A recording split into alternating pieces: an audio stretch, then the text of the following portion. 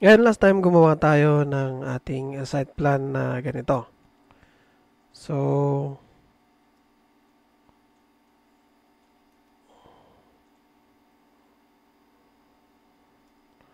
so eto siya last time. So ngayon, may mga nada-download tayong mga ah, pictures ng mga puno na gusto natin. Pero kung minsan ang nada-download natin is parang ganito. Yung may puti siya. So, yan. So, meron tayo isang picture dito ng ating ganon. Okay, eto. So, gusto nating kunin yan. However, pag ginamit natin to, ay copy natin dito, ganyan yung kakalabasan niya. Ganyan yung kakalabasan niya. Hindi natin siya kailangan natin i-transparent or tanggalin yung puti na yon. So, for us to do that, i-open natin dito. Open, and then sa Photoshop. Okay? From here, pwede nating i-duplicate to para kung sakaling babalik tayo, pwede pa rin ninyo yung gamitin yung dun sa background na isa. So, Control J natin yan. So, ito yung unang layer na kinapin natin. Ngayon, ang gagawin natin, punta tayo dito sa channels. Punta tayo dito sa blue. Yan. So, medyo dark lang siya, di ba? So, ang gagawin natin siyang full black ito para makuha natin yung selection later on. So, punta tayo dito sa image, adjustment, tapos punta tayo dito sa curves. From that curves, ilagay natin siya dito sa pinakadulo dito, and then yung mga puti natin, ilagay natin dito para full na black siya. Click okay.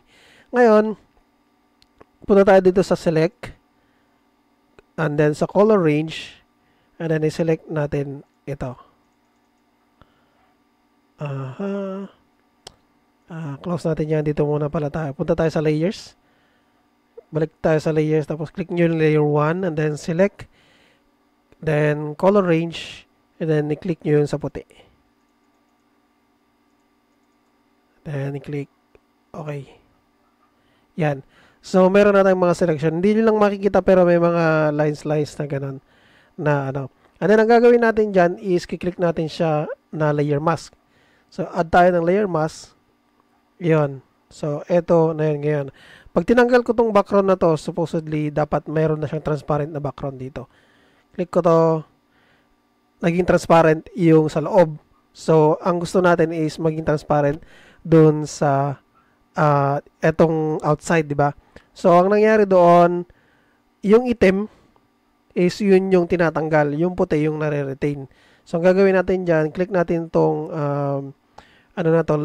layer mask na yan, and then control I.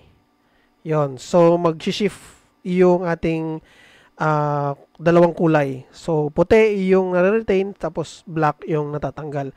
Ngayon, pag titignan natin siya, okay na siya. Okay?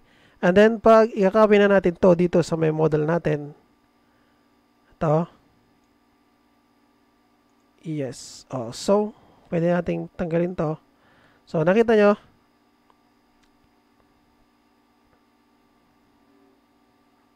buo na siya. Pwede natin siyang ilipat-lipat na wala tayong nakikitang puti doon. Okay? And then, meron din tayong mga puno dito na dinownload last time. Ito. Okay, open natin dito. Adobe Photoshop. Yan.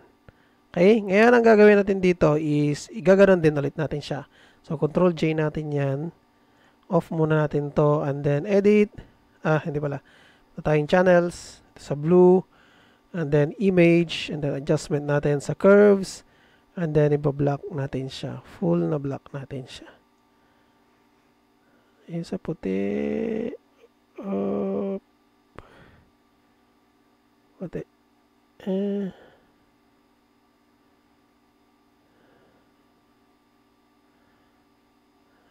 Para mas maganda yung ganyan.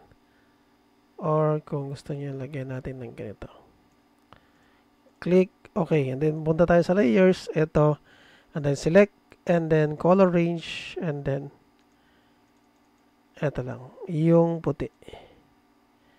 And click okay, and then layer mask. Okay, control I lang natin yan. Okay, and then i-apply na natin tong layer mask na yan. Apply natin yan.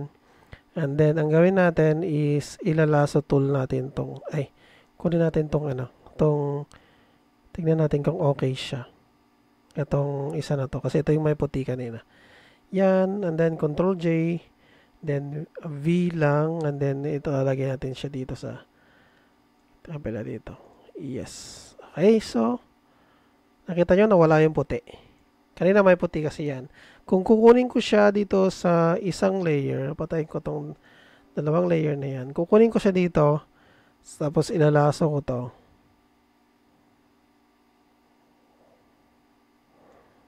And then, go Control J natin to. Patayin natin yan. Then, V. And then, pag nilagay ko siya dito, okay, yes. Kita nyo may puti. So, ganoon yung paggawa o pagtanggal nung mga background ng ating mga puno. Kung meron kayong gustong puno na may background na puti doon sa ating mga puno para doon paglalagay na sa ating site plan. So, ganun lang. And hopefully may natutunan kayo ngayon. Salamat and have a good day.